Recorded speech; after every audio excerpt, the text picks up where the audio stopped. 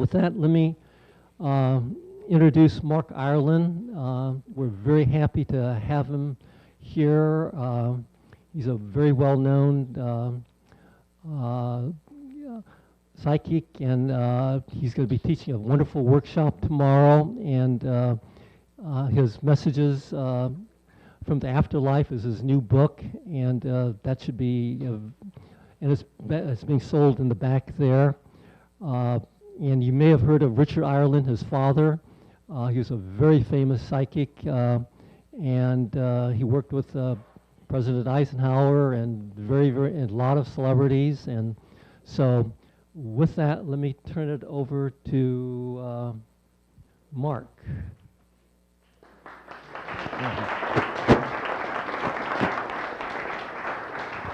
Thank you. I didn't know if this was turned on. How many of you tried Jerry's lozenges? Anyone? He makes a lozenge that lasts an hour and a half, and it works. I just had one. I would like to make one correction. I don't really consider myself a psychic or a medium. My father was, and I think all of us have that ability to some degree, maybe varying degrees. And I also think that it can be developed. I've seen cases of that. But I probably never would have even entered this field other than the fact that, aside from having a father who was psychic and was a medium, that my youngest son passed in 2004. So prior to that time, I was just an average person who grew up and really wanted to be my own individual, didn't want to be my dad, and went to college, got a degree, got married at a young age, and had a couple of kids, and was just kind of doing the American dream thing. And I was interested in my business career and advancing, and I always had the spiritual side of me inside, and it was always a conscious part, but it was kind of shoved to the background, and I didn't have a real balanced life. So that spurred me into this, and some of the things that have taken place since that time. I've met a lot of different people who have done research in the field of mediumship primarily, people with the University of Virginia, Division of Perceptual Studies, Dr. Gary Schwartz down at the University of Arizona. But aside from the research that's been done in that field, I think for me personally, I've come to a place where I feel like it's more about the personal evidence that we can have ourselves. And I've co-founded a national organization for bereaved parents. And I'll talk about that a little bit later. But what I wanted to start with was just a video that some Arizona State University students did. They went to the Cronkite School of Journalism, and they put this together. And I feel like it gives a good background about my story and myself and my son, so you understand a little bit more, and then we can dive back into the subject matter. Is that my mic doing that? Sounds like it's giving a little feedback. I will say there's some clips from my dad doing a demonstration on Steve Allen's show in 1969 or 1970. And what he did was blindfold billet, which a lot of people think of as just a sham in some cases, because it is used for entertainment, or has been used for entertainment purposes by some people. But that's the method he grew up learning how to do. And when you see the amount of tape and blindfolds that go on, I've got some other stories to share after that that will really give you a sense for the amount of ability that he did have relative to that. So it worked before. Yeah, it was. I pressed the wrong button. Ah. Technology. Is that other mic off? This mic? Hello? Can you hear me through that? No, I guess it's off. Oh, it is? Turn it away from you. Okay, that's a good idea.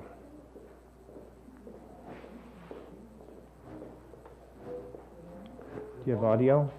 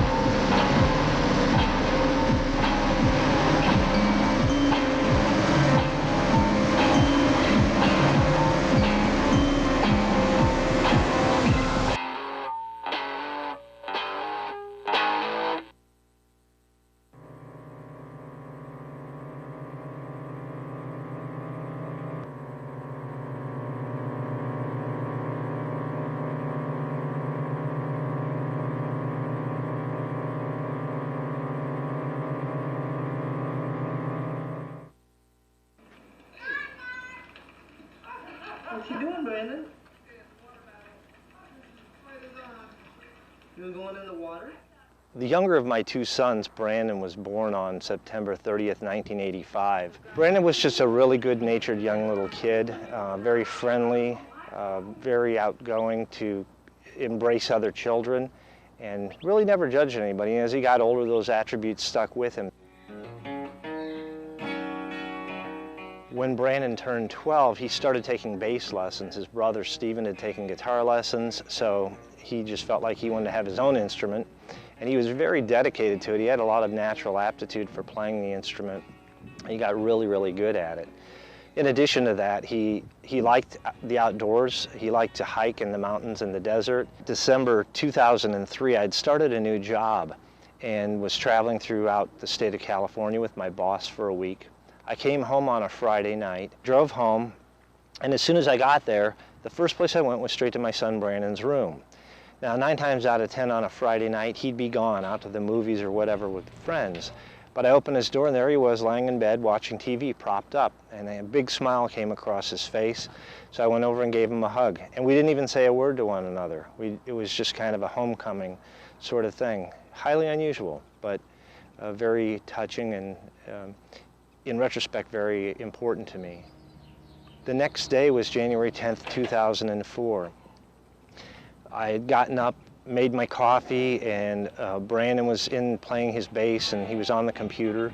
And then I went in and joined him with my guitar, and he on his bass, and we practiced a few songs.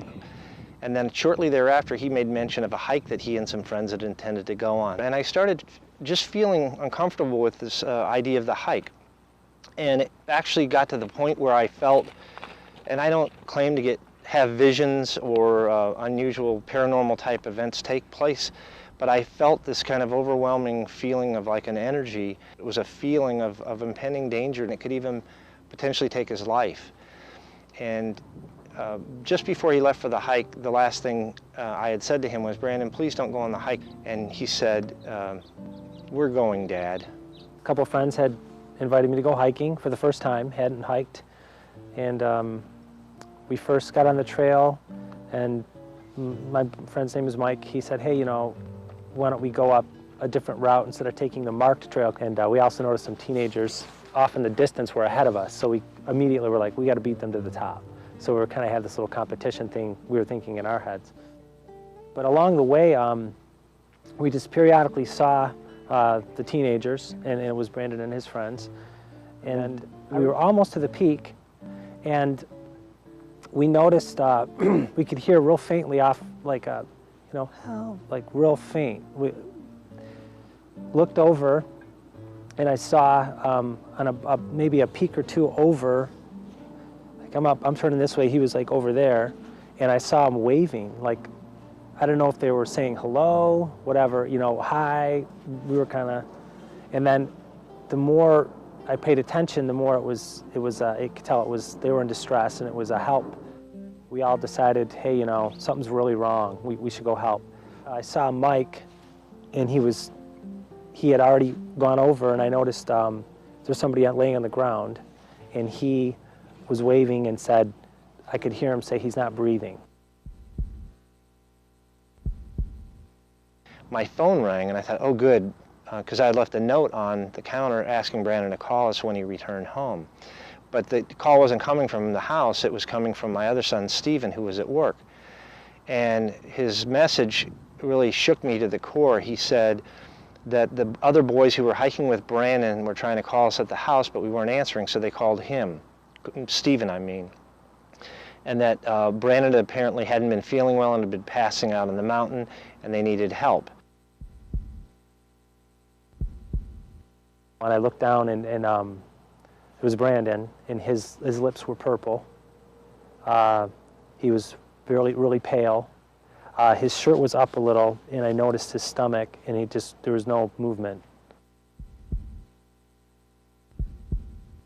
We got in our car and started coming home as quickly as we could. It was a good 40 to 45-minute drive. And by the time we got up to the neighborhood at the base of the McDowell Mountains, there were a horde of spectators, ambulances, even helicopters and fire trucks. I just remember the EMS guy looking at me and trying to like communicate, because we didn't want to say to the teenagers that he was dead. So we just kind of kept it at that, and I don't know how to explain it, but just through our body language and his eye movement, I got the impression we should tell them to walk down, to go ahead and leave. It was okay, we were going to do everything we could to help. The first person we were introduced to was a chaplain, and that didn't seem like good news to me. And it was probably within 20 minutes of that we were informed that Brandon had passed, which was a devastating thing for us and for any parent to go through. It's beyond words that I can use to describe the pain that we felt and the sense of despair at that moment.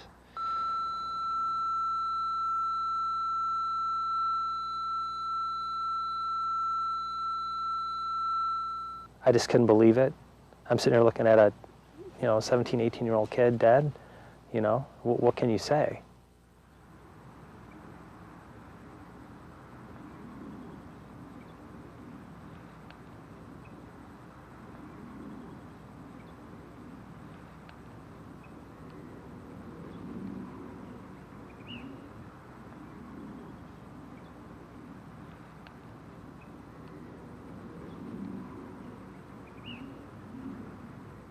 I had a lot of questions, as do many people, about concepts of life, death, and life after death, and conducted some of my own personal investigations through some of the top mediums around the world. I was uniquely qualified because my father was a famous psychic medium, Dr. Richard Ireland. I've been in this business for a long time, and I've worked with a lot of people to do mentalist acts, and I don't think it's telling secrets out of school to say that most of them are demonstrations for entertainment. But in this case, what this man does just puzzles me completely, and of course fascinates all of us. Mm-hmm. Here is Dr. Richard Ireland.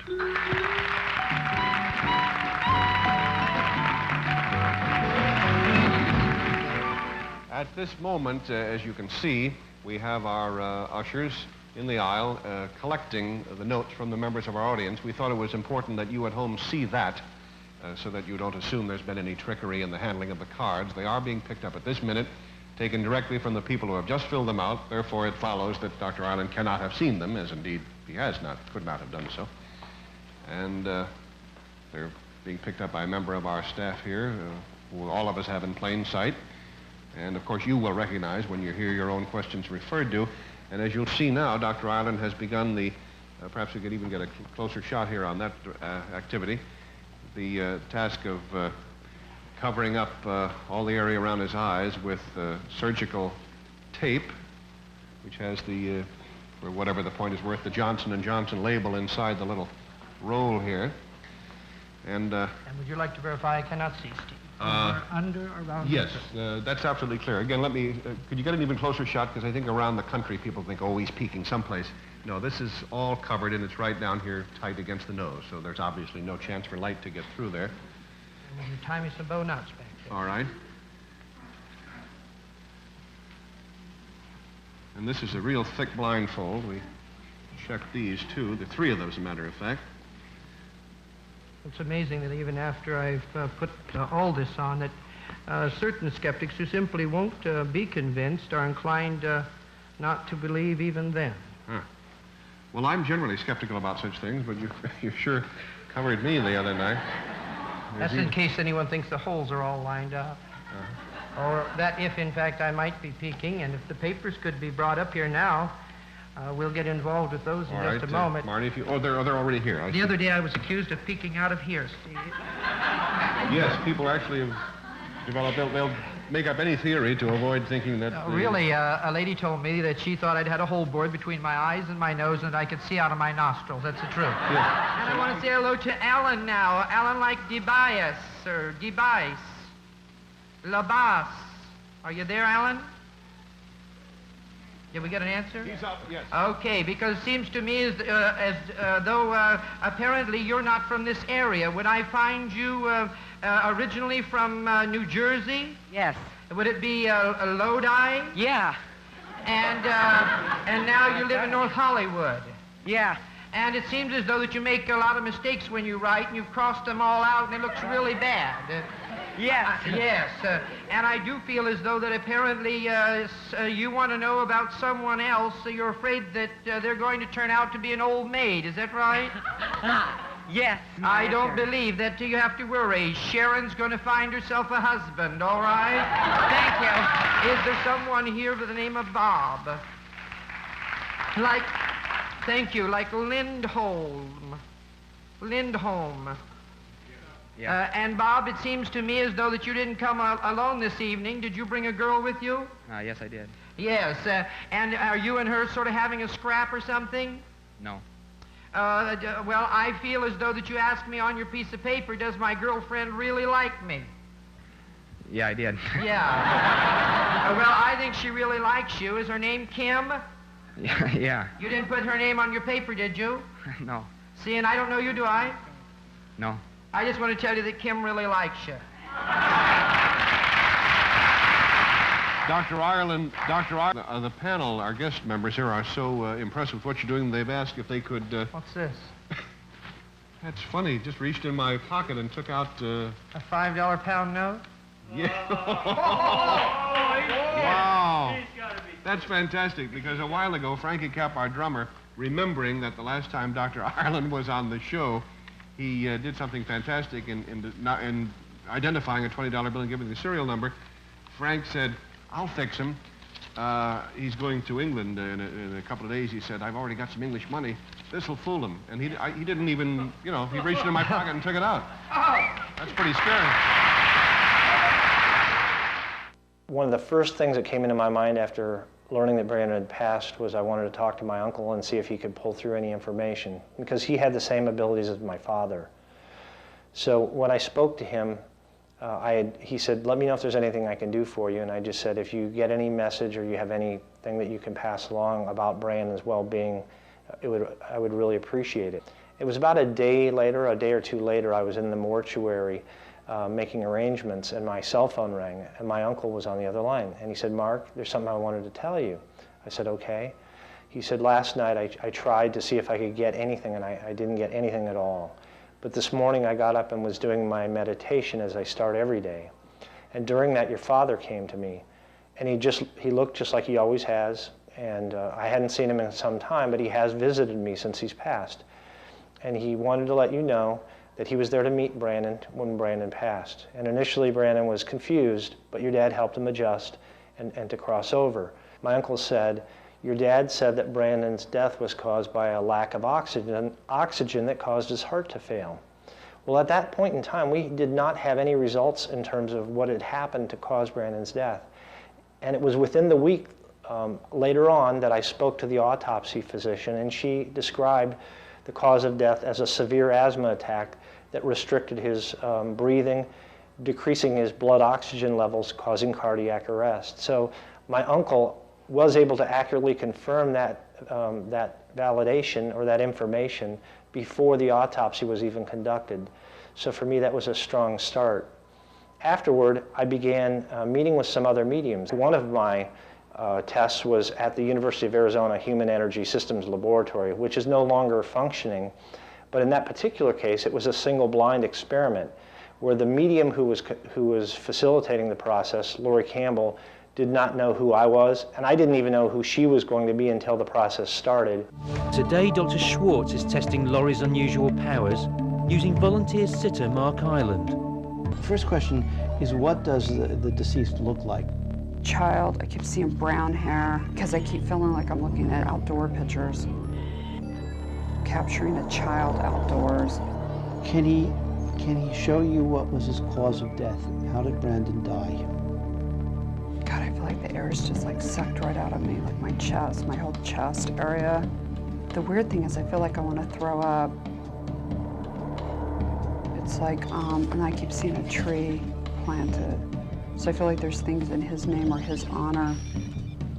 I don't know if it's a plaque on a wall. After the reading, Laurie discovers how much of what she's seen is true. Was there, by the way, a tree or something? Yes. There was a tree? His school planted a tree as a memorial with a plaque there. Wow, school with a tree and plaque. She even accurately described Brandon's death due to an asthma attack. His friend and him didn't realize it was asthma because the symptoms were different than any other asthma attack he'd ever had. And he did throw up just before passing away. I'd say Laurie's accuracy was in the 70 to 80% range. It may end up being higher after I go back through some of that and take time to look at the names and things. Near-death experience phenomena is another area of consciousness survival being explored. Dr. Pin van Lommel, Dr. Bruce Grayson, and Dr. Sabam are three researchers in this field. What has been uncovered in this sort of phenomena is the idea that people go through a death process, and then when they're revived, they report some unusual circumstances, such as going through a tunnel of white light, being able to hover over their physical body, looking down at the environment, and meeting deceased loved ones, with the choice to depart from the physical world or return to it. Skeptics have argued that the brain must still be functioning during this period of time, creating a hallucination or artificial experience. There are a few cases that challenge skeptics. One involved a woman named Pam Reynolds, who had a severe brain aneurysm. The only way the doctors could operate on it was to reduce her body temperature down to 60 degrees Fahrenheit and remove all the blood from her brain and body. They did this for about a 45-minute period, where there was no heartbeat and no brainstem activity of any kind. After Pam was revived, she reported hovering over her body and described in detail the instruments that she saw the doctors using on her. She was exactly correct. In addition, she reported meeting deceased loved ones and experiencing a feeling of warmth before drawing back into her body. One of the primary problems with mainstream science in terms of looking at this sort of evidence is they want to see a theory that's testable. So they're ignoring the evidence because they feel there's no theory out there that they can test against. But I would contend that the universe is a mysterious place, and to just disregard evidence that leads to a conclusion or a possible conclusion is a mistake.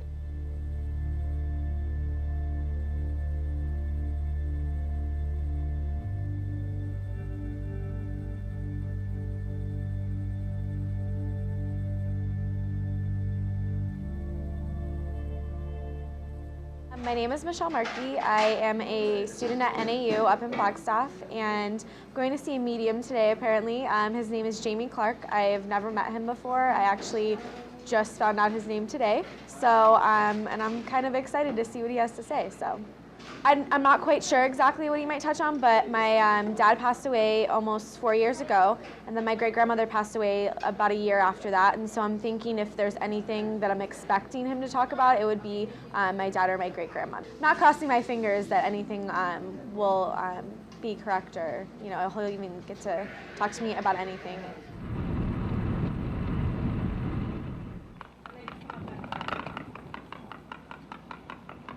Jamie. This is our test Nice lady. to meet you. Hi. How are you? Come on in. And that's Ruben back there. Hey, Ruben. What's up, man? And hopefully easy enough for you to... Through the door. When you people come through, I have no control over who comes through or the information, but I'll always stay true to it. Okay. There is somebody who comes through that to me is 3 years or sooner has passed. Okay, so I hope you know nobody like that, but I'm not asking you, I'm telling you that's how clear they are. There's also what I feel like is a male father figure. So I hope your dad's still alive. And if he is, to me, father-in-law, stepdad, grandpa puts himself on a fatherly level, otherwise mom or dad lost a brother. Okay, but there's a father energy, and as this person comes through, I can't breathe. I get a real heaviness in my chest. To me, last stages of cancer, congestive heart failure, pneumonia, and I'm done. Okay, but I need to say thank you for helping. Okay, he makes me feel like you're never appreciated that way. He loves you, and it makes me feel like I'm sorry. Okay, whatever that is. Never said sorry a day in his life. You need to hear. Okay, old dogs can learn. You've been wanting to hear. You talk all the time. Listen. Remember, communication is sending and receiving. He's the one that came to me. Okay, and then I'm going to have to go, the dad figure's coming through. Yeah. Okay, and again, either it's really good guesswork or just maybe there's something to it. I got to say, even as much as he tried, because I feel he tried, I just feel like, Stubborn? It's like Is that the word we're using? Don't piss him off. Good guy, but he'll stand up, no problem. Yeah. I'll tell you like it is. Besides that, grandma. You got a grandmother figure who comes through. Very strong, very loving, though, very compassionate. Yeah. She comes through like the icon of the family. I feel like people would go to her, not that she knew everything, because she didn't, but she could speak from her own life experience, and she'd go, you know, here's what I did, and here's how it turned out. I hope that helps. She comes through very gracious, but very powerful. Okay, because she'll tell you like it is, man. Oh, yeah. You know, Wonder where the other one got it from, right? That makes sense. That don't fall too far from the tree. But I will also say that there seems to be a reconnection for your dad and his family. Okay, and I'm sure that they had phenomenal relationships, but I will say on the heels of that, right, he now has the understanding that there's respect, appreciation, and validation. I need to say thank you for what you say. Okay, and to me, if you don't light candles, someone's known for lighting candles. Okay, so whoever that is, thanks for lighting candles. Funny, if you don't, you'll see. That's hilarious. Coming from your dad. Oh my God. Coming from your dad. Well, because I go every year. Kisses you.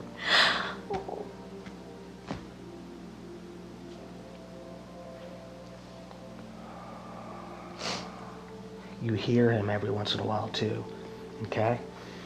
And you smell him, okay? Just a brief connect, but it's like, yeah, instantly gets you to mentally connect. Remember, mediumship is mental telepathy. That's it. Just sending and receiving information. I'm just slow, so I had to do it long enough to find out, okay, so that's what I'm doing. Because I always, you know, fine line between the insane asylum, honey, and doing this stuff.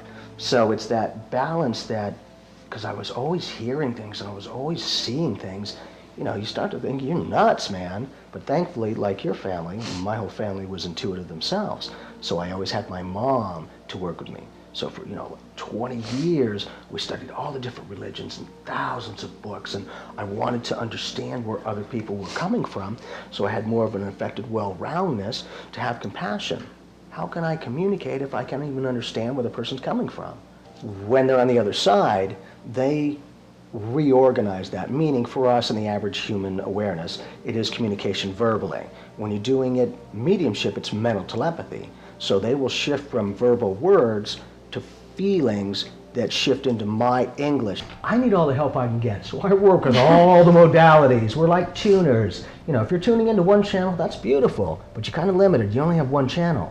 Nobody's the same physically. They're certainly not going to be the same metaphysically. So I need a variety of channels to be able to connect. Some like classic, some like jazz, some rock and roll. So when I do readings, you'll hear me say, I feel this, or Dad's making me feel that. Like, that's, I don't know, but that's the language. So again, it goes around any roadblocks. It's that type of unlimited oneness. Okay, so those emotions, that soul connection, bypasses all the different languages and all the lack of comprehension and understanding and unifies you. That was a really amazing thing. It was kind of really interesting to see, or to hear him say things that totally made sense. When he was talking about my dad and my great-grandma, like, he nailed them to a T, their personalities, like everything about them. I'm not saying everything he said was 100% correct, but the things that he did get right make me feel like the rest of it is likely to happen as well. Empty space was once thought to be void of all energy, but actually it's been discovered that it's teeming with energy. And the space within spaces contains this energy as well.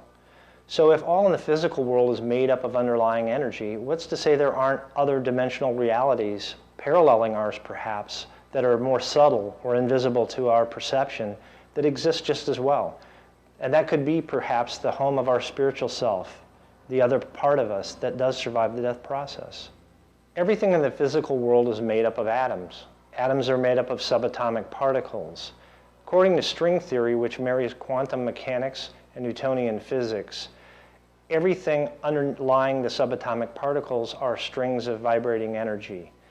So, and in accordance with Einstein's E equals mc squared equation, energy and matter are essentially interchangeable. So what that means is underlying everything that we see is essentially energy in vibration. So how it manifests to our eye or our senses is just a matter of perhaps the shape of the string and the level or the rate of vibration. So after going through this personal exploration, it's given me even more confidence that there is something after this physical life and that we do go on. But it's also added a deeper meaning to the life while we're here and the importance of living today to the fullest. And it's taken me from worrying so much about tomorrow and spending all my energy on worrying about a day that may or may not be here, and focusing more on today and the moment at hand, because ultimately that's what we have, and we're not guaranteed anything more than that. And I would just say that I'm a happier person and I'm a more contented person than I used to be. It's as if you've read my thoughts and heard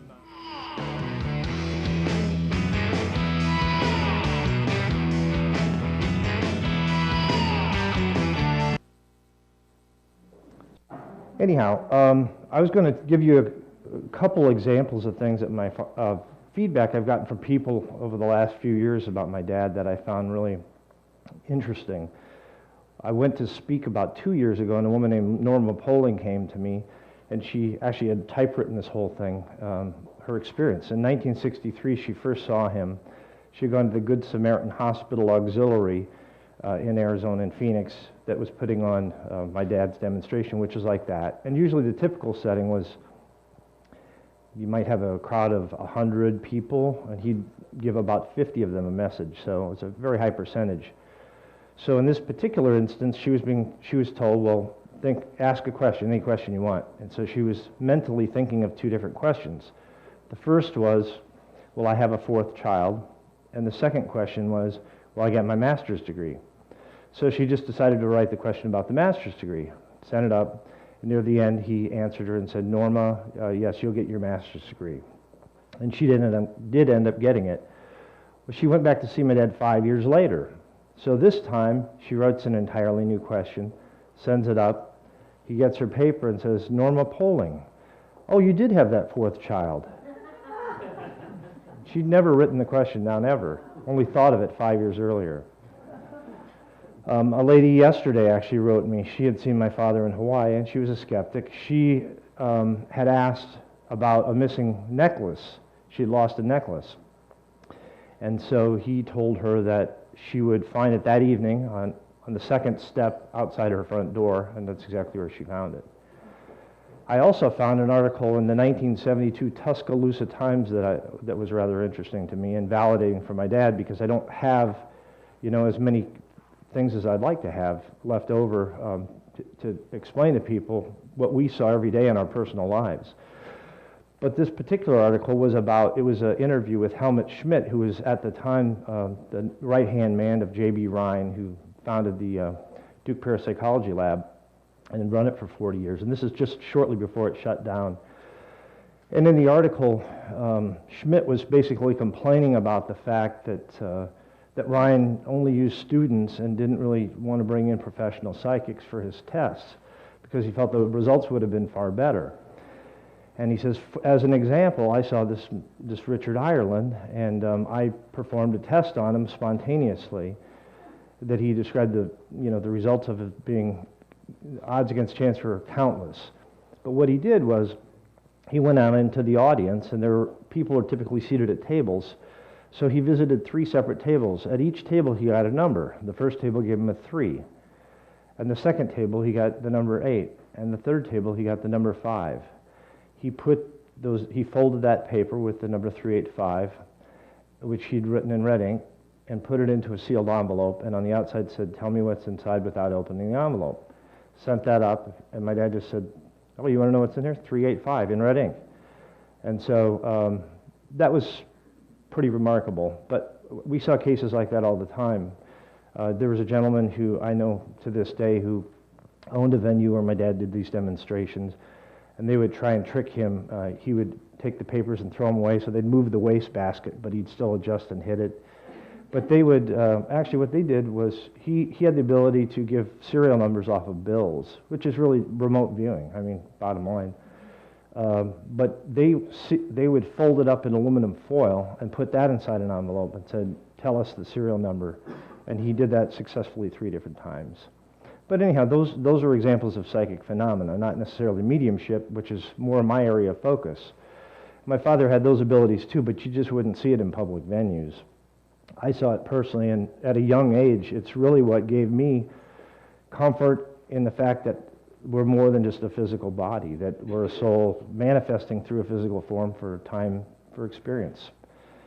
And so when my son passed, that was huge for me to be able to go back to that and know that and have that comfort level. It also spurred me on to do some more investigating, and I was able to I think it was 3 weeks after my son passed, I was watching the NBC affiliate news in Phoenix, and they had a little blurb about this research being done at the University of Arizona, which is what the clip you saw there. And they were actually the medium that was performing the test at the time, and that was a single blind test, so the medium couldn't see the sitter nor communicate directly, or not hear the sitter talk. And that medium was Alison Dubois before her name became big because of the show Medium. But the validations she provided were very specific, and so I was impressed. I thought, wow, I would love to get a reading from her, and I would love to be in that lab someday. And little did I know both things were going to happen. The very next day, I got a call from a man named Jerry Conser in Dallas, Texas, and he's now the president of the PRF, the Parapsychology Research Foundation. I'm sorry, Psychical Research Foundation. And so Jerry said, "Mark, I know what you've been through, and I know someone who might be able to help you. Her name's Alison Dubois." So this is one day after I see that TV clip, and so I got her contact information and saw her. So fast forward about 8 months, and I'll give you a couple tidbits from that reading. One that was rather interesting. 2 weeks before that reading, there was a gentleman that knew my father and handed me a completed manuscript in a box, 8.5 by 11 typed pages, endnotes, bibliography, the whole works. And I said, well, and it was called Your Psychic Potential, A Guide to Psychic Development. And I said, well, where'd you get this? He says, well, your dad gave it to me just before he died. And I was in Denver at the time, and he was in Phoenix, so it made sense that he would give it to somebody else. But I said, well, you've had this for 12 years. Why are you giving it to me now? And he said, I just feel like I'm supposed to. 2 weeks later, I'm with Alison Dubois in this initial reading, and she says, your father's here, and he's showing me a book, and I believe it's his book, but he's giving it to you. It's for you to take forward. Do you know what that means? Yeah, I knew what it meant. It was rather interesting. And that book, I eventually got published in 2011, and it's on the back counter now. So it's that was his work, and I wondered why he had not published it back in the 70s when he completed it, but my gut told me he felt the world wasn't ready for it. It wasn't time, and maybe now the world's more ready for it. So the experiment you saw there was with a medium named Lori Campbell, and she was very good. In fact, after going through the notes from that particular session, the percentages were actually probably more like 90% accurate, and some of the things that I couldn't validate were things I didn't know for sure. But among other things, at the time I was pulling together information that became the book Soul Shift, which is my first book. It's my memoir that goes through, chronicles these experiences with the various mediums and also personal experiences of validations that I had. And while I was conducting that, or was a sitter in that experiment, one of the things Lori was asked by Dr. Schwartz was, could you please tell the sitter something from the deceased that would help him know that it's actually him.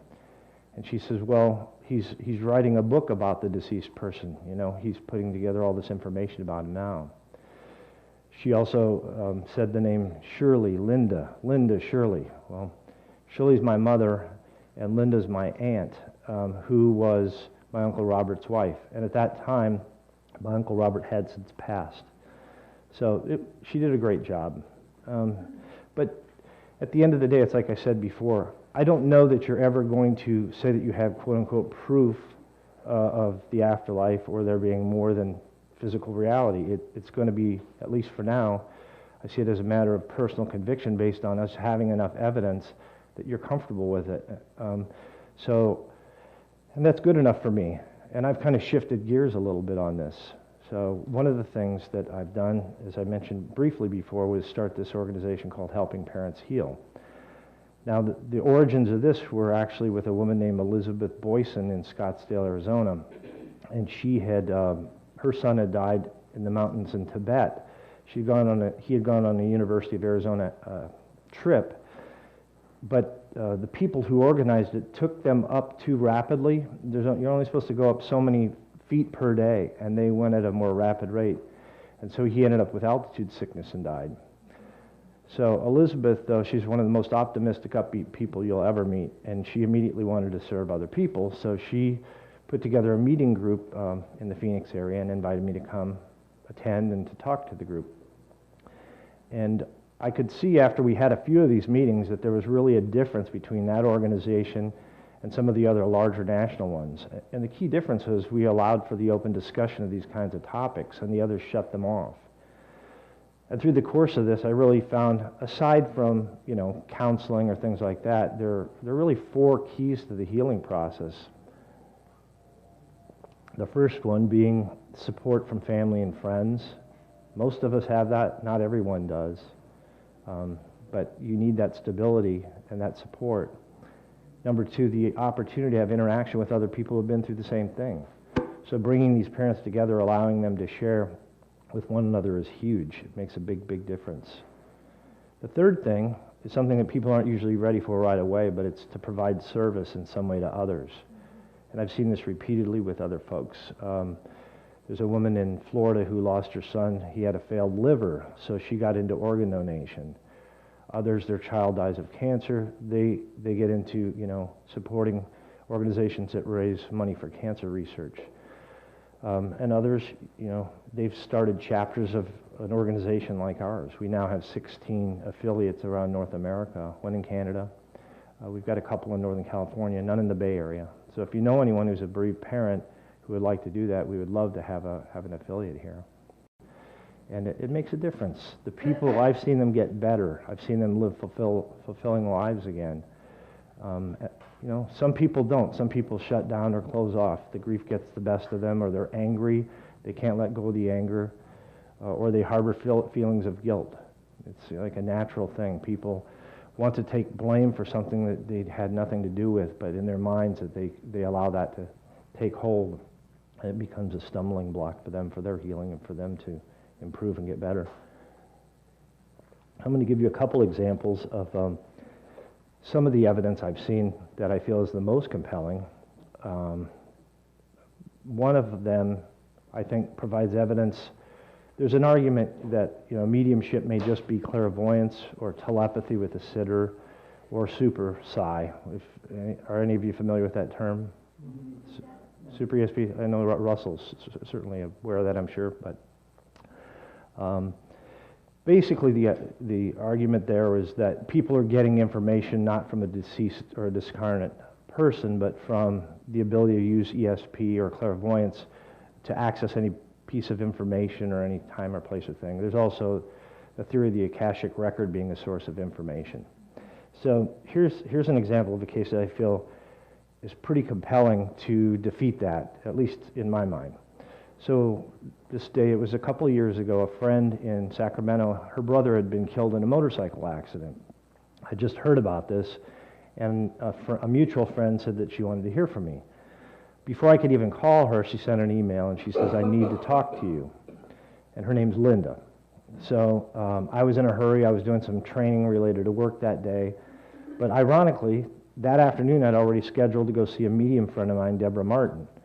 And we were going to meet to go over my dad's book, which was I was getting prepared to publish, because she had some input that she felt she'd received intuitively from my dad about what he wanted in the preface, so people would take the matter seriously and not look at it as a frivolous thing, basically. So I called Linda on my drive to Deborah Martin's home, and during the conversation, she says, yeah, my brother, she goes, I don't know how I'm going to get by, you have to tell me how you survived this. She said, no, my brother was killed in a motorcycle accident. He died instantly, and he's left behind these kids, and, I'm concerned about the kids. And so that's the extent of what she told me, and I said, hey, I'm at my destination right now. I can't talk anymore. I'll have to call you back when I'm done. So I went in, I knocked on the door, Deborah answered, and I said, Deborah, it's rather ironic that I'm here today because I was just talking to a friend who had lost her brother. And she said, it's no coincidence because I'm supposed to talk to her. I said, well, would you like me to call her now? And she said, no, let's wait till we're done with our business and then we'll make it happen. I said, all right. So we went about our business for probably 45 minutes or an hour. And then I said, well, do you want me to call my friend now? And she goes, I don't have time, I have to pick up my daughter, but why don't I sit down and see if I can connect with the brother? And so she took a pad of paper and a pen, and I sat here, and she said, what's the friend's name? And I said, Linda. She goes, what's the name of the brother that died? And I said, I don't know. She said, all right. Within about 5 seconds, she said, did this involve a motorcycle accident? And she said, well, he wants her to know that he died instantly and his soul left his body immediately. He didn't suffer any pain. And he brings up kids. He calls them the little kids, and there's some concern about the little kids. I said, well, I know you're right on the front of the motorcycle, and I know that there were kids left behind. And then she said, and there's a little boy, too. And I said, I don't know anything about a little boy. I just know there were kids. And she said there was something about a bathtub or bath time being important. I said, all right. And she said, and there's a red ribbon or banner. I think it probably went over his casket. I said, I have no clue about that. So we wrapped up, and she agreed to give Linda a reading later that night to complete the process. So I get back in my car, and I'm driving back to work, and I call Linda, and I explain the hits that she got, and she was thrilled, what she'd heard about the motorcycle. And then she said something about the little kids, and she said, well, my brother had a drug problem for a few years, and we took his children in, and we raised them for a couple of years, and we specifically called them the little kids. And I said, well, was there something about a bath time or a bathtub? And she said, well, that was their favorite activity. We put them all in the bathtub together, and they'd have water wars. And then I brought up the red ribbon, and she says, well, his motorcycle buddies wanted to honor him, and they bought a red ribbon and put it over his casket. So Deborah wasn't reading my mind to get that information because I didn't know it. Later on, Deborah called her back and talked to Linda and gave her some more things. She said, your brother thanks you for changing the music at the service from country western, which he hated, to Van Halen and Judas Priest and some other rock and roll which he loved, which is accurate. She did that. Noted that his favorite food was pizza, and brought up the phrase live, love, and laugh, which they'd never mentioned to one another during his physical life, but she had a plaque on her wall that said that, and she was planning to get a tattoo with that to honor her brother. So, and then the coup de grace was that she had mentioned that the deceased brother had been touching his daughter's hair, like touching her head. And so Linda thought, well, I want to ask my niece about this, but I don't want to tip my hand. So she thought of a creative way to ask, and she'd had her niece over to the house a few times, and she liked her the little girl liked her shampoo better than what she had at home. She thought, I'll ask about that. So she asked about, oh, did your mom finally buy you the kind of shampoo that I have, or are you still using the other? She said, no, we're still using the other stuff, but she says, my head's been itchy lately. It's like it tickles. I feel like something's tickling my head. Well, then she told her, and the little girl just beamed and was so happy and just said, now I feel so much better because I know my daddy's with me and I don't hurt anymore. So that's really why I'm doing this more than anything else. But it's also to do what you guys do here, which is to open people's minds and just ask them to, or make them question the nature of reality and their experiences, and to be open to new ideas and to consider other possibilities. So my first book, Soul Shift, was again a memoir. I covered a lot of the experiences I had here. I talked about a few of my own personal experiences because they weren't all just through mediums. One of the most remarkable things that happened was 6 months after my son Brandon died. My wife and my older son and Brandon's best friend went on a cruise. We were going to take Brandon on the cruise for his high school graduation. Since he couldn't go with us physically, we took his best friend in his place.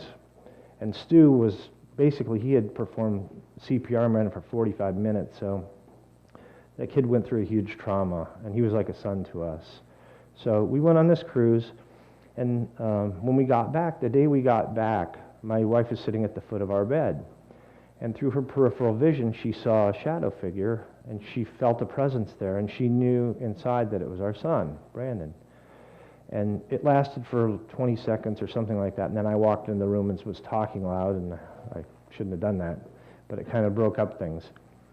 But the confirming thing was the very next day, we got a call from a musician friend. Now, he's the gentleman you saw that had been on the mountain that day, James Linton. And James had borrowed Brandon's bass guitar because James is a musician. He was doing a recording in his own studio. And so Susie answers the phone. And remember, this is one day after her experience. And he says, Susie, I've got something to tell you, but I don't really know how to tell you. And she thought maybe he'd broken the bass guitar or something. But he hadn't. He said, well, I don't know how to tell you this, but I was in the studio recording, and while I was in there, I saw a shadow figure out of my peripheral vision. And I saw flashes of white light. And I thought I was just dehydrated, so I went and got some water. And then I thought, well, I'll take a shower. And then I'll get something to eat. But every time he came back, it was there, and it was even stronger. And finally, he felt like he had to acknowledge that it was Brandon, and he said, okay, Brandon, what do you want? And at that point, he felt intuitively guided to kind of rework the song he was doing. And what he ended up with was a phenomenal song, and he said it was a gift to us. But the fact that he didn't know about my wife's experience from the prior day, I found pretty remarkable. So in the new book, I also talk about a few things. I talk about the super skeptics or the pseudo skeptics that are not open to the evidence, that kind of come from a debunker mentality. I don't really try and beat them up. I just want people to be aware of the tactics that are used oftentimes, so they're not closed-minded as well. I talk a little bit. Here's another big one. Probably, I don't know if it's a big deal in this particular audience, but one that you encounter when dealing with anything deemed paranormal are people that are more traditionally religious, let's say. And so I have a chapter dealing with that, kind of looking at psychic phenomena, mediumship from the various religious perspectives from Eastern religion. And primarily I spend a lot on Christianity because that's a lot of our culture in this country is based in Christianity. And so that's where most of the flack comes from. So I really kind of dismantle that argument and let people look at it through their own set of eyes in terms of the facts. And also there's a chapter I did that was involving an experiment with my sister before she passed in 2006. I talked to her about this, and I said, Robin, she was already advised she was terminal, and I said, would you like to do something that could help other people if it provides good evidence, that your soul carries on? And she was all about it. She wanted to do it. And so I had read and heard about the Houdini code. When Harry Houdini died, he had a secret code that he told his wife Beatrice. And if you Google it today, it'll say it's never been solved, but Arthur Ford solved it in 1929, but no one seems to acknowledge that today. After he did decode it, it was, skeptics were coming out of the woodwork claiming fraud, saying that he was in cahoots with the wife or that it was commonly known or whatever. So if you read it, if you look that up today, it'll say it's never been solved. But anyhow, I thought about what was wrong with his methodology, and to me, the main thing that was wrong was that he told it to a living person. So you had somebody there so you could allege telepathy or fraud.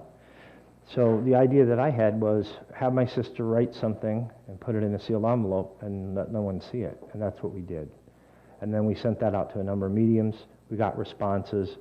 I had two researchers help me.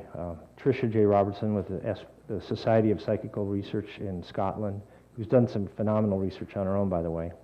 And then a Dr. Don Watson, who's a neuroscientist, a former professor at Kansas. They helped me facilitate that. And without giving it away, I would say we had some really interesting responses from mediums from around the world and a lot of things that fit my sister. And then in the end, you know, we got, I would say, the essence of her message, not verbatim, but the essence through an unexpected source. So that's really the long and short of my talk tonight. I will open it up for questions if anybody wants to ask me anything. Oh, thank you. Thank you. Thank you. Your father's book is which? It's called Your Psychic Potential, A Guide to Psychic Development. And it's the one that I found typewritten in a box, ready to go, end notes and everything. So. And so I'm doing a workshop tomorrow that's really predicated on that. So while I'm not the expert in my family, you know, what he did was back in the late 60s, early 70s for several years, he'd tour around and do these workshops for people and teach other people how to develop their own psychic abilities. And I met some of the people that were trained, and they were very, very good afterward, you know. But it's not an easy process for everybody, but those that were dedicated and had a degree of natural aptitude did develop. But that's the contents of that book are all from the workshops. Uh-huh. Anybody else? Yes. I just want to tell you, I found your film extremely touching and very, very well done in looking at those issues. I'm wondering, you had mentioned and said you didn't have the abilities that your father had, but your son did. What abilities did you see your son in those short 18 years that made you think he's following in your father's footsteps there? No, I don't think I said my son did. My uncle did.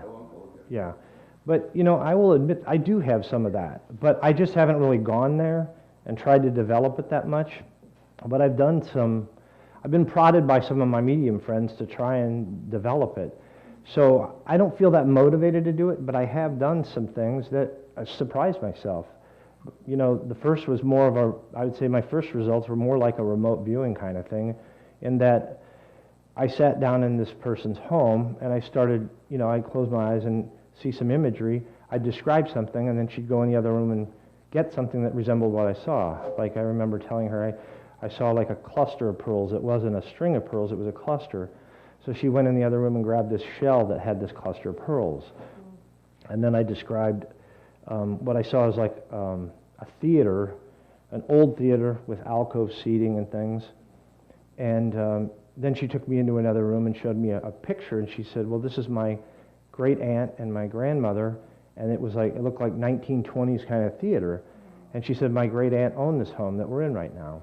So it were just things like that. And but it's, you know, it's not I don't feel it's my calling right now. Maybe someday that will change, but I just don't feel like it's as natural for me as for my dad. He grew up with it. Really, my grandmother, I asked her about it, and she said she saw signs of it in him at the age of 3. And they lived in rural Ohio. They didn't have a telephone, but he always knew when Grandpa was coming. So he would always say, Grandpa's coming. 5 minutes later, Grandpa's there. 10 minutes later, Grandpa's there. But his older brothers gave him hell for it. You know, they were just brutal to him. They called him Crazy Dick. That was their nickname. So, you know, one time he said, Grandpa's coming over, and he won't have his beard today. They said, you're crazy, Crazy Dick. He loves that beard. He'd never shave that off. Sure enough, Grandpa came that day, and he didn't have the beard. He had apparently been making taffy, and the beard got in the taffy, and he had to cut it off. So. You know, also you had that, you said you asked your son not to go on the hike. True. So that stood out for me. And yeah, I do feel that was definitely a premonition thing, and I paid attention to it. I mean, he was 18 years old, so I would have liked to have said, you're not going, I command you not to go or whatever, but you can't do that, you know. People have to live their lives And even as a parent, you have to let your kids grow up and be themselves. I'd actually contemplated a way to keep him from going by not really bribing him, but there was a rock musician that I knew that lived near one of my employees that he was a fan of, named Dave Mustaine. I don't know if you ever heard of him, but he was one of the original members of Metallica. So I was going to say, hey, I've got it set up for you to meet Dave Mustaine, and I just figured I'd try and work it out later. But I decided not to do that because I just felt like it's not honest, and it's, you know, I shouldn't worry so much, and I let it go. But you're right, I did get something there, yeah. From the experiences that you have had with people who have passed on, what is your sense of what it's like in the afterlife? For instance, a number of people have come back from comas and have said it's filled with love and peace and it's wondrous. And the neurosurgeon who had one... Evan Alexander? Yeah. I know him. Oh, went through kind of a very dark, evil place before he was able to get there. So is it a combination of both sides, or? Here's what he thinks. So first off, a lot of the mediumship stuff that I have heard and the things that I feel match up closely with that positive near-death experience kind of experience. But Evan Alexander, what he thinks was going on was his brain was surrounded by a bacteria that was basically eating up the brain, it's at the neurocortex, I think.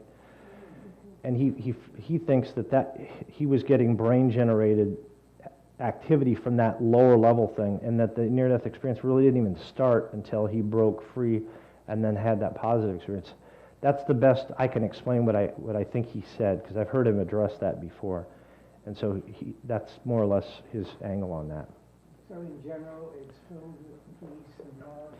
Yeah, although, you know, I would say I do think we're accountable for our actions too, and that, you know, I think the way I view it is like attracts like, and you kind of, it's like the idea of specific gravity. So, you know, I'm not saying there's a hell kind of place or whatever, but I think it's a more malleable type of existence than this, maybe. And where we heard the term thoughts or things, I think that's true here, but it's probably even more true there because you're not dealing with the same kind of dimensional reality, at least based on the feedback I've had.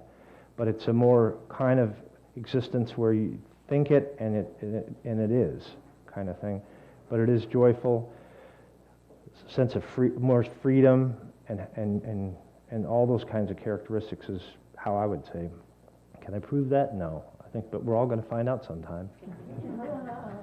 Yes. When you were growing up, having a father who seems to be cognition, was it more difficult as a boy? You couldn't get away with anything. You couldn't. It was harder on my older brother because he's about 9.5, 10 years older than me. My parents split up when I was 10, so he had all the teen years, you know, so if he had a guy buying beer for him, that got short-circuited, you know. My mom, I remember a story from early in their marriage, and she had tried to become a vegetarian. She'd been good at this for a couple of months. And so she one day just had this desire to go out and get a burger, so she went out and got this burger and ate it and came home. And so later in the day, my dad comes in, and the first words out of his mouth are, "So Shirley, did you enjoy your hamburger?" So she was so frustrated, you know. And whatever you're doing. he told me that he would not try and deal with every single thing he knew because he wanted us to have a normal childhood. But it seemed like he did.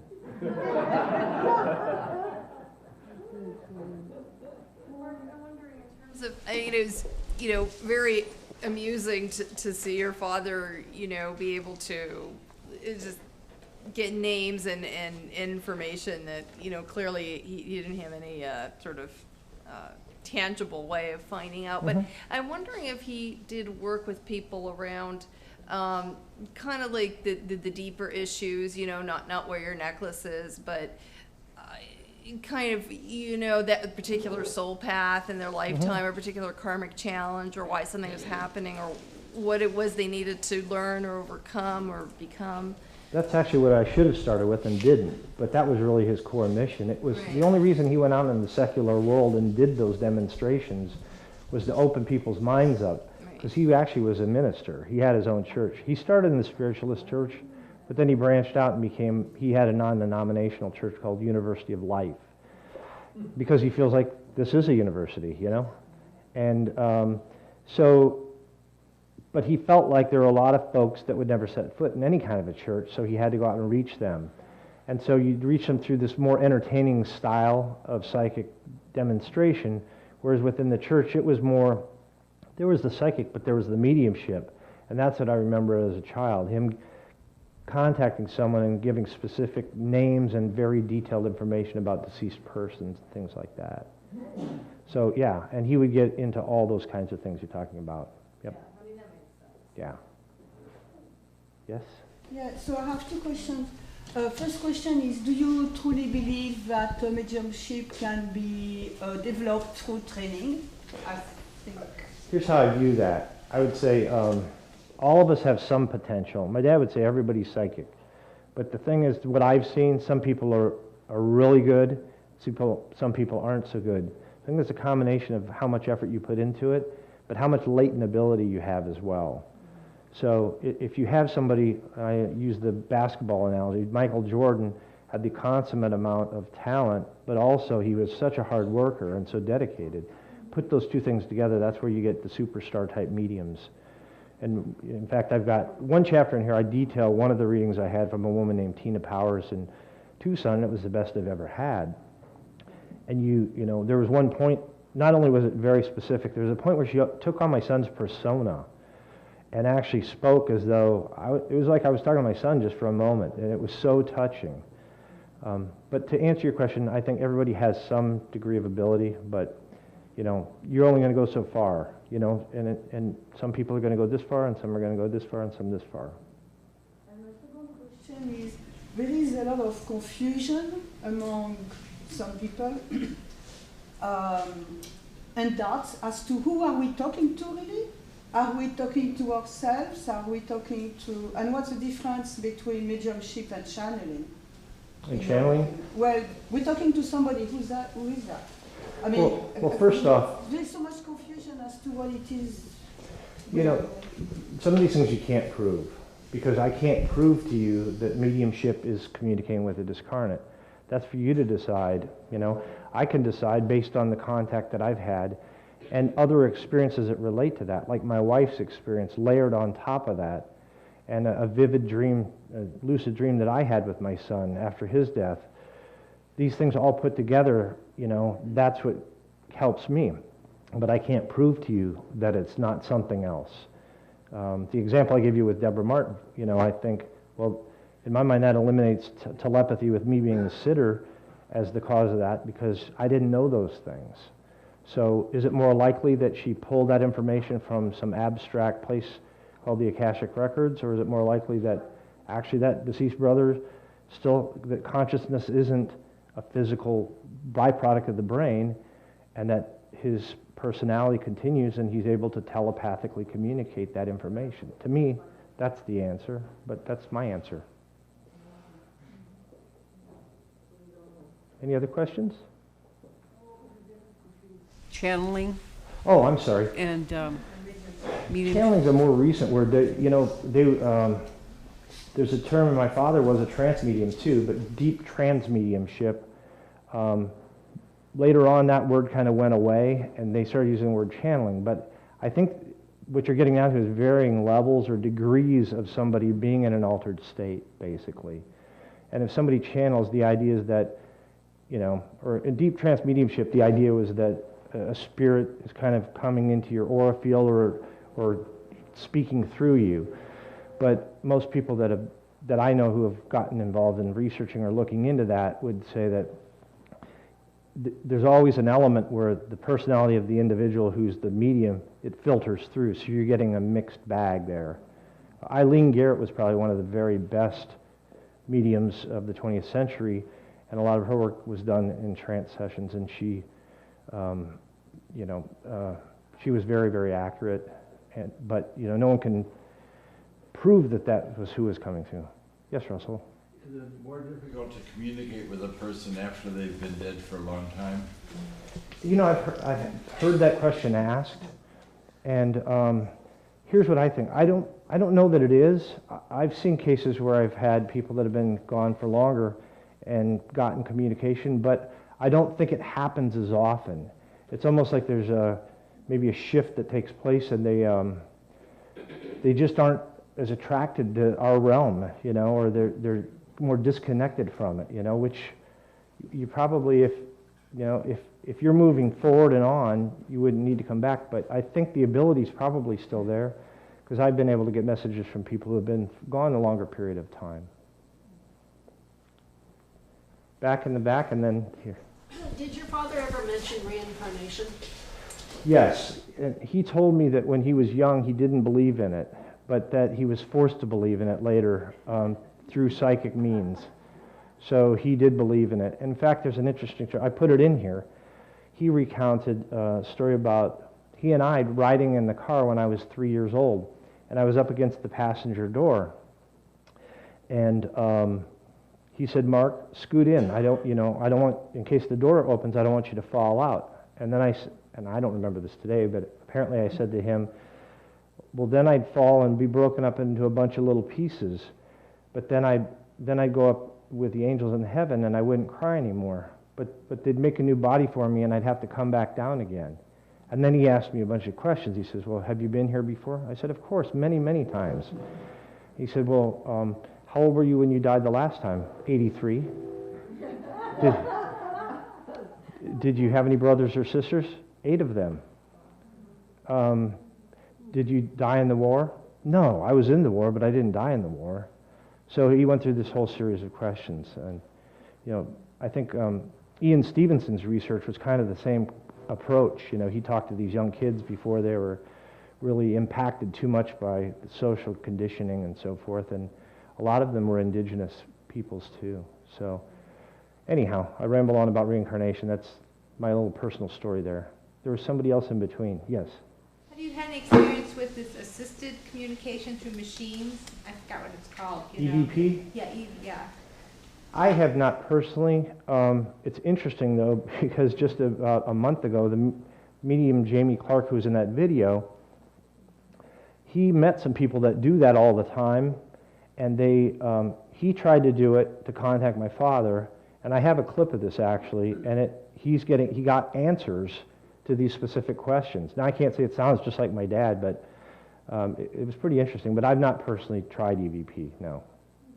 What does that stand for? Electronic voice phenomena. Yes. Did your father do anything, you know, to develop his powers when he was younger, or did he just have the same level all his life? No, he did develop. So when he, at the age of 5 is when he was really kind of his coming out party. He was born cross-eyed, so he was in the Columbus, Ohio Children's Hospital for corrective surgery on his eyes. After the surgery, they had cupped and bandaged his eyes, and they'd actually restrained him into a bed. And this nurse came by and felt sorry for him and said she would let him up if he promised not to tamper with the thing over his eyes. So he said, sure, I won't. So she left and made the rounds and then came back, found him throwing a ball against the wall and catching it. And she said, oh my God, he's removed the bandages. But he hadn't, which even scared her more. So after that, they put him in a bed, and then the doctors were trying different games with him. Like they'd put one at the foot of the bed, and one would be in the hallway, saying, who's standing in front of you? And he would always get it right. So that was kind of the first, recognition of what he had. But where it really developed was, I think he was age 12, he stumbled into a spiritualist church. And this is where he first saw like somebody else do this, and we're, wow, this is like what I do, this is kind of normal. But there was a minister that did the blindfold billet just like he did, and they had asked him when he came in, write a question, and he says, I don't know what to write, and he says, just a message. So he wrote just a message, and the minister answered him. He says, I have a young man here to talk to you, and he's given me a secret name. It's Paisy. Well, my dad and his best friend had nicknames for each other, and the friend's nickname was Paisy, and that friend had just died a month earlier in a car accident. So when my dad had that experience, he was like on the other end of it there. That really touched him and made him think more broadly. So I think it was probably when he was 19 or 20, there was a spiritualist minister who, and it was that same minister that mentored him initially and kind of helped him develop through like meditation, through sitting in circles and practicing with other people. And so that, yeah, so he had both things, just like I described before, the Michael Jordan thing, you know, the talent and the work. So he did both, yes. Yes? Have you experienced with anybody, family member committed suicide? Yes, I have. And, you know, we know of a few folks who have had that. In fact, my brother-in-law, he committed suicide. And we've had communication indicating that he really had issues on this world that he couldn't rectify, but he's doing better now and he's resolved things on the other side. I think there's a lot of folks who worry about people who commit suicide like there's some punishment or whatever. I don't really hear that that's the case. I can't prove it, but I don't think that's the case. You know, sometimes people have mental imbalances or other causes, you know, that push them to that too. So I think there's just a lot of judgment wrapped around suicide. But I've seen cases of people getting messages from people who have committed suicide. So, yes. I have a question. If it's inappropriate, just let's skip it. But about 20 years ago, I was involved in a project with your father in the Bay Area. It was very well funded. A number of meetings at a hotel called Millennium Oil, looking for oil wells. Do you know anything about that? My question is, whatever happened? No, I know. It was Jerry Conser. He was the guy behind it. He's the same guy that gave me Alison Dubois' name, but he lives in Dallas, Texas. And what had happened was basically he had my... They asked me to talk about ESP. And your father was talking about his work. And we had a couple of meetings at this very fancy deal. Oh, okay. And then it sort of disappeared. Yeah, Jerry basically funded that with the money he'd made off this one oil well. So the long and short of it is that he had asked my dad to see if he could map locations on a map in Texas where there are oil reserves. And then what he had said was if we strike oil or we make money off of it, that money will go into research. So Jerry there's one well that my dad identified. They drilled and it struck really well. But Jerry then proceeded on his own without further direction and did, I don't know that much about the oil business, but there's like drilling in an adjacent area, like you go with a certain diameter around, but he didn't consult my dad, he just did it. And so these other areas came up dry, so he basically spent the money that they made on the one well trying to drill these others, and it just, so, but he's been in the oil business for a long time. There's one well reserve that Edgar Casey, I guess, talked about, and my dad also marked a spot on a map that's very close to where Edgar Casey marked. It's like they're all around it, but they haven't been able to get it. I don't know, maybe it's not meant to be. Maybe that's the bottom line to it. But he did have success, and he identified other wells too, natural gas wells, but they were in areas where there was no transportation available. So long and short of it is, it could have generated a lot of money, but it just kind of petered out. Yes? So the main focus of your event tomorrow is going to be about your father's book? Yeah, what I did was, I did this a few years ago, before I even had that book published, I extracted some of the key elements of the development process and then built in some exercise. He has some exercises in there for like psychometry, and there's a telepathy exercise and some different things. So that's really what it is, going through the material, the terminology, for someone, if anyone's interested in that. And then it's kind of a hands-on sort of practice thing where we'll try some different experiments so you can kind of do it on your own. And it gives you basically the tools and the ideas if you want to try and develop this, how to go about it from his materials. You brought up Casey. There's some similarities between Casey and your father, of course, and I'm wondering, did they ever meet? I don't think they met. Because I think Casey was a lot older. Yeah, but, yeah. So I 45. I don't think they crossed paths. But But yeah, I mean, Casey's work was done in a trance. My dad did, you know, he did waking state clairvoyance, but also he did trance work as well. And they started out both not believing in reincarnation and then turned that corner. Yeah. Well, I guess when the facts are revealed, huh? So, yes. My nephew's little boy at 4 months just died. So this was last weekend, and so family's all, you know, full of grief. Sure they are. Is there a timing that's better for these two parents to start this kind of work with an organization similar to the, or the organization you have? It depends on right the now they're in anger and just Sure.